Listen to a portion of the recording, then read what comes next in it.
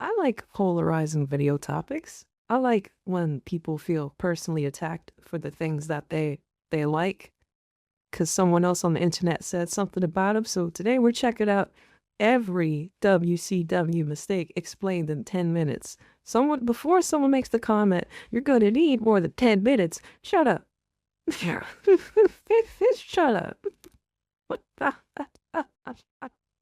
If you want to support the original creator of the content, click the top link in the description. If you want to react to content with me and the flock live on Twitch with the bottom link, we got a free Patreon down there as well, with over 100 hours of bonus content that I cannot upload to YouTube.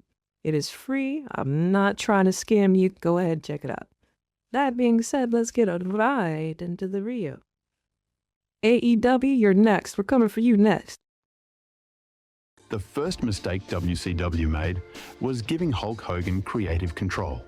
In 1994, bringing in Hulk Hogan was a major win. But they didn't just bring in Hogan the performer, they handed the steering wheel to Hogan the booker. His contract had a creative control clause, meaning he could reject storylines or match outcomes if he didn't like them. That sounds harmless, until you realize Hogan refused to lose clean to almost anyone. He could, and did, change finishes, kill pushes, and sideline angles if they didn't center on him. He kept himself strong, even when the crowd turned on him. This made long-term booking a nightmare. Every time they tried to elevate someone new, Hogan was standing in the way. The second mistake? That's kind of rough. All right, so some of you guys are actually or trained to be wrestlers. If you were in the situation of like being a wrestler with creative control, would you have an issue with putting people over? Like generally or like genuinely, would you be able to be like, all right, this guy can definitely get the rub? I'm not gonna lie to you. I would like to be a jobber. I don't mind being a jobber. I think I think selling is like a fucking art in itself, right?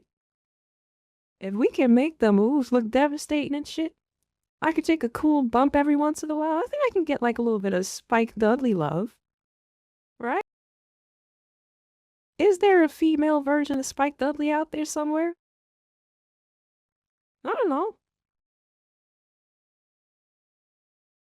Yeah, I would like the only move that I would take issue with taking, and this is 100% my fault. This is 100% my fault. I'm extremely ticklish when it comes to my neck. So like anyone with a choke slam, I cannot let you go over. Yeah. I cannot let you for both of our sake, because I'd be giggling all the way down, and that is terrible. Oh, oh, that would be terrible. I don't want to be giggling while you fucking slam me onto that. We can't do that. But anyone else, I'm happy to job for you. You gotta have a different finisher if you know what I mean. Like it's not fair to you. I don't want to hurt your whole aura.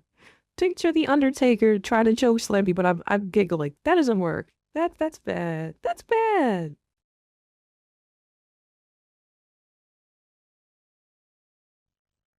I think I'd be a little bit better than Tamina. Damn, don't do me like that.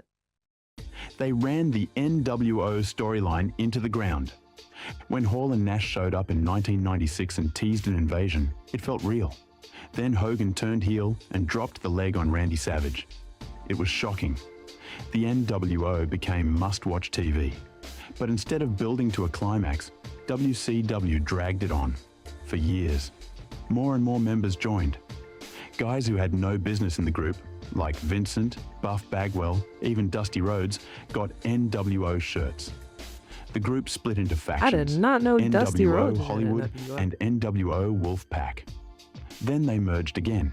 It became a soap opera with no endgame. By 1999, the NWO name. So we just couldn't get a shirt for bro? That's what we doing here? We just could like you look wrong. We couldn't get Scott some pants too. That's a little crazy. The biker shorts, this was low. Ah, your thighs out crazy, man. Come on, man. Put those things away. Put them dogs away. Had no heat left. What was once revolutionary became background noise. Mistake 3. They buried the future of the business. WCW had Chris Jericho, Eddie Guerrero, Rey Mysterio, Booker T, Dean Malenko. Legit in-ring talent with charisma. But because they weren't 6 feet tall and didn't have Hogan's tan or Goldberg's traps, they were treated as afterthoughts. Instead of pushing Jericho to the top, they fed him to older stars. Eddie was frustrated. Mysterio was unmasked on a random Nitro for no reason. Malenko was criminally underutilized. WCW didn't just fail to build new stars, they actively ran them off. And guess where they went? WWE. And I see this picture of Vince more than I see my own baby pictures. Like this specific picture, I don't know. Like, do you just look up Vince McMahon and this pops up like the first thing in there? Come on.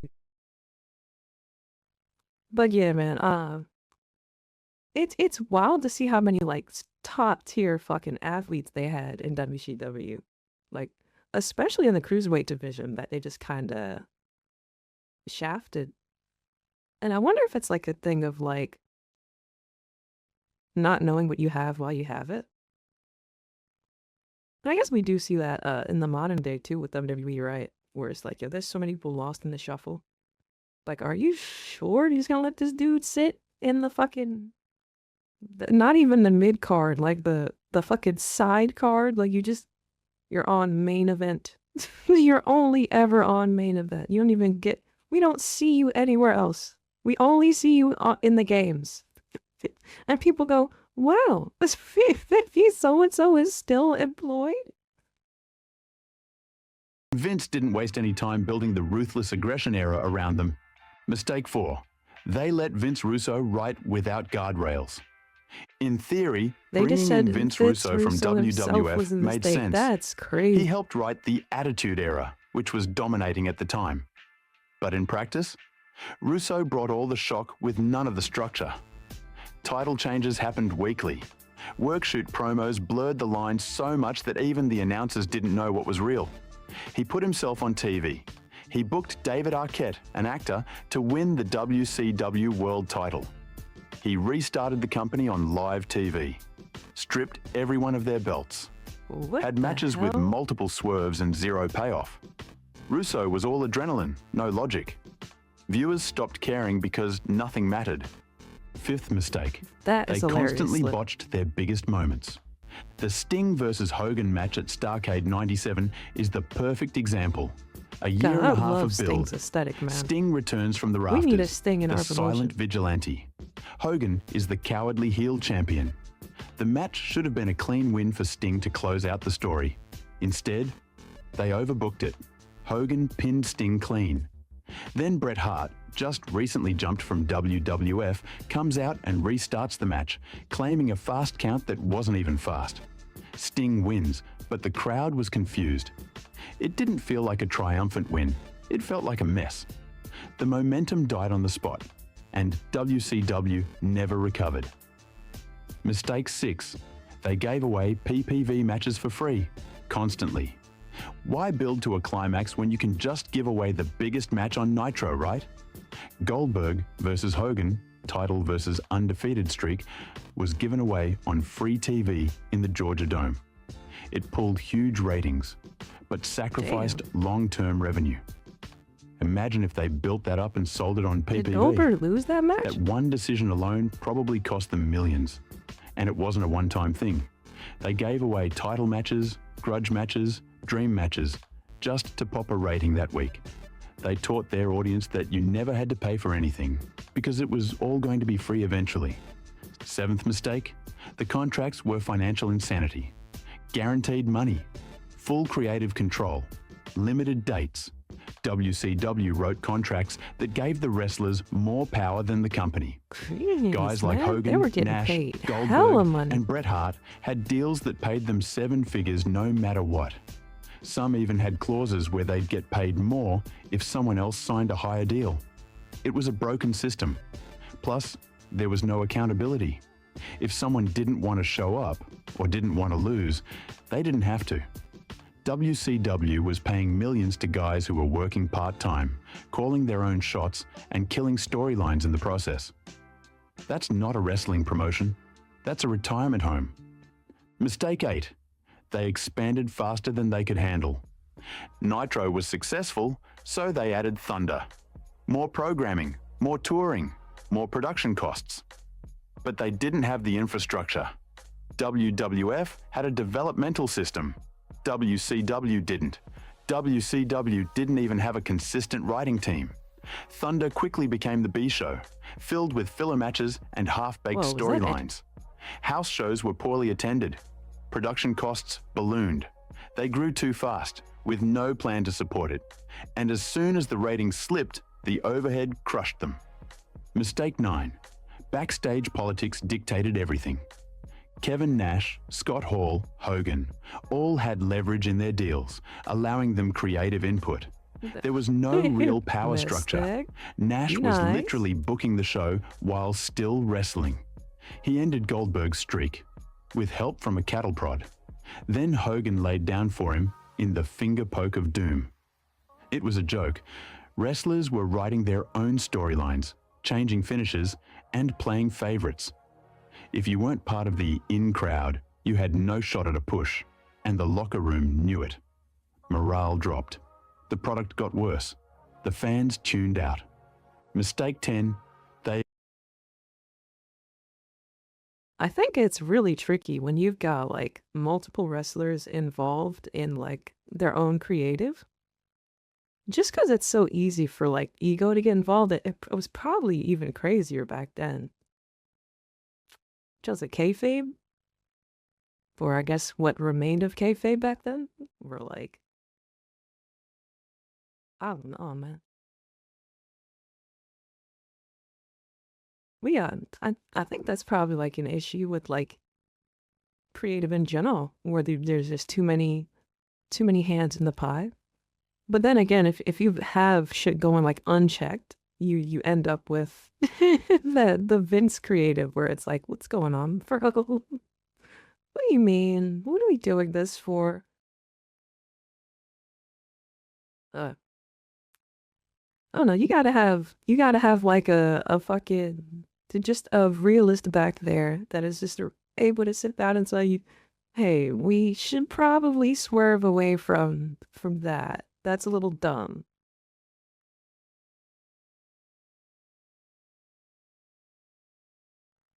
I did hear about the David Arquette stuff. That's like infamous by now, right?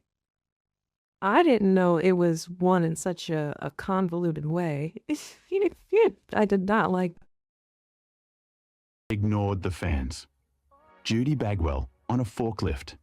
The demon character pushed to satisfy a KISS contract. Random heel and face turns with no explanation. Storylines that would start and disappear the next week. Matches ending with run-ins, then swerves, then more run-ins. Fans who watched week to week couldn't follow anything. There was no consistency, no payoff, just noise. WCW forgot the golden rule. Wrestling is about storytelling. And once the fans lost faith in the story, they stopped showing up. Mistake 11. They relied on nostalgia.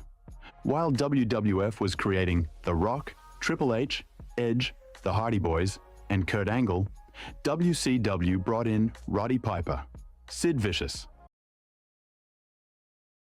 What's going on with this picture of Sid, man? What's up with that, man? You scaring me, man. Gotta remind me of Norm Macdonald. I don't know why. The Ultimate Warrior for a one-month disaster. They kept going back to the 80s. Their biggest new star was Goldberg, and they burned through him in under a year. Everyone else was a retread. You can't build momentum if you're always looking backward. Mistake 12. They had no real identity. One week it was about cruiserweights, the next hardcore matches, then celebrity involvement, then edgy NWO storylines, then comedy. It was all over the place. A fan turning on Nitro had no idea what they were going to get. WWF, for all its chaos, had a unified tone. I think it's okay to have that variety. You just gotta balance it well. It's also kind of like dependent on your runtime. So you don't want to accidentally put way too much stock in like a comedy angle and then go to some fucking super serious shit right after, right? And then you got fucking Johnny Knoxville coming out. I don't know in what way you could have. I don't know, like say someone come out and announce that Osama bin Laden's been like blown back, and then you go to like a comedy angle or something afterwards. Like I don't know if you could do that. It would be crazy if like a wrestling promotion did something like that though. That didn't happen though. I'm sure it didn't happen. That's just like, hypothetically. WCW felt like a rotating roulette wheel of gimmicks. And when you're not consistent, you lose trust. Trust from your audience is everything. Once it's gone, you're done. Mistake 13. They stopped innovating.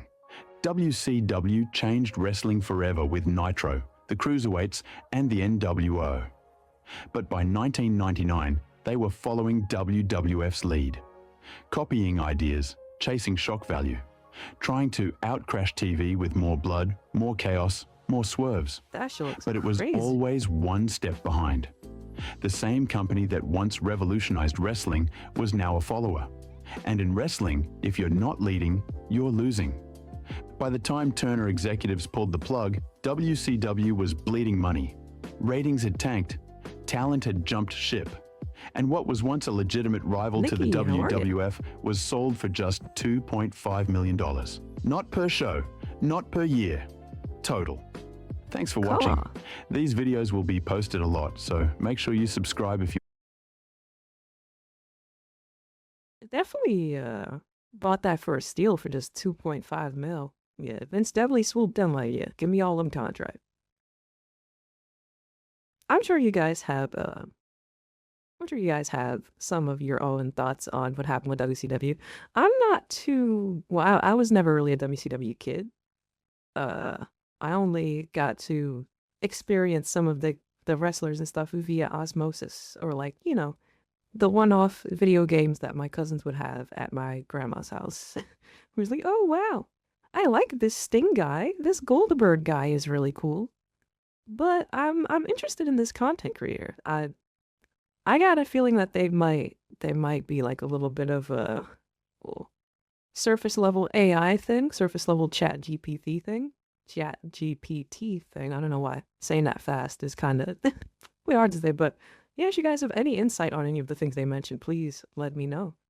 Click the top link in the description to show the support. Looks like they got a video that says, every time WCW misused a future WWE star, explained in 8 minutes.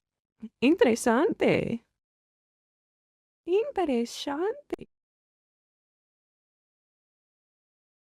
But we shall see. If you want to support the original upload of the concept, top link. Hang out with me in the fuck, bottom link.